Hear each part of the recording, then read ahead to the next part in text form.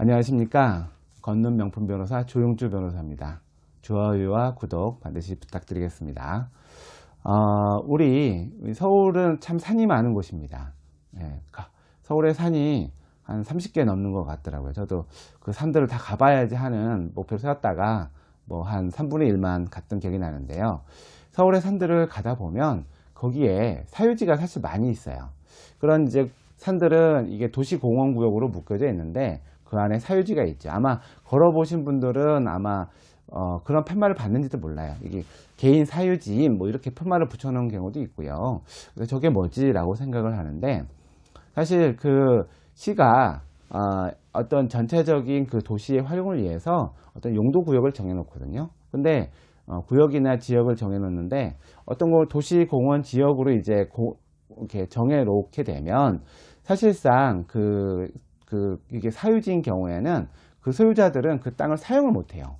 그렇다고 보상을 받지도 못하고요. 그래서 사실은 도시공원이 되면 그거를 관리하는 시에서 사주는 것이 맞는데 사주지는 않고 쓰지는 못하게 하고 이거는 전형적인 재산권 침해이기 때문에 99년도에 이러한 부분에 대해서 헌법 불합치 결정이 나왔고 이에 따라 도시계획법에서는 도시공원 구역으로 지정을 했는데 이거를 20년간 그거를 활용하지 않으면 그 구역을 지정한 것을 효력이 없는 것으로 일단은 법을 만들어 놨어요. 근데 공교롭게도 올해 2020년 6월 30일까지 이러한 도시공원 구역으로 묶여진 데를 그 시에서 사지 않으면 풀리게 되고 그렇다 보면은 그 지역의 소유자들이 토지를 사용할 수 있게 되는데 근데 사실상 그 지역에 대해서 이게 뭐 거기가 개인들이 사용하다 보면 전체적으로는 공원인데 뭐 그러면 땅이 엉망이 되는 거거든요.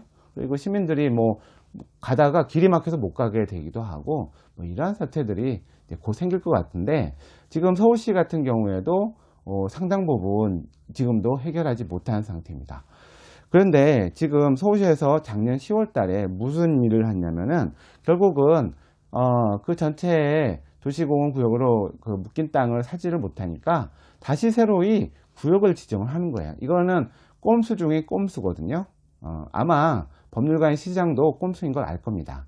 그래서 이거에 대해서 20년 내에 샀었어야 되든지 아니면 풀든지 그거에 대한 대책을 세워야 되는데 지금 시간이 다 돼서 와가지고 다시 도시공원 구역을 묶으면 법상으로는 뭐 되는 것처럼 보이긴 하는데 도시공학을 공부하는 저로서는 그거는 그렇게 한다는 것은 그거는 무효라고 생각을 하거든요.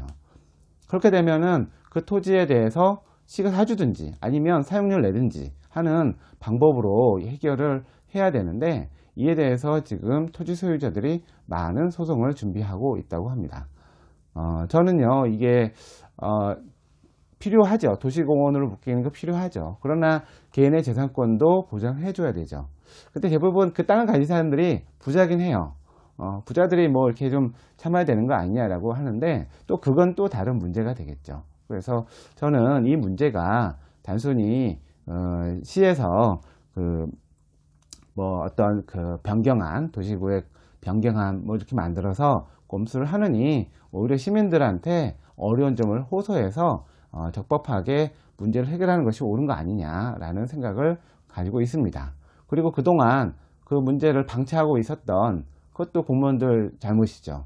그 분들도 저는 책임을 져야 된다고 생각합니다. 예산이 부족한 것은 맞는데요.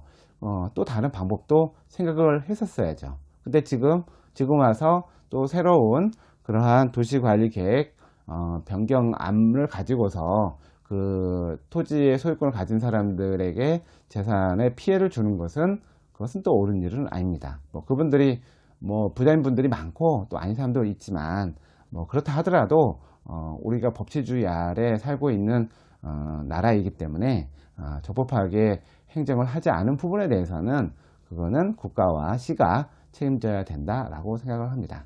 이상 오늘은 장기 미집행된 도시 공원들의 재산권 문제에 대한 얘기를 한번 드렸습니다. 감사합니다.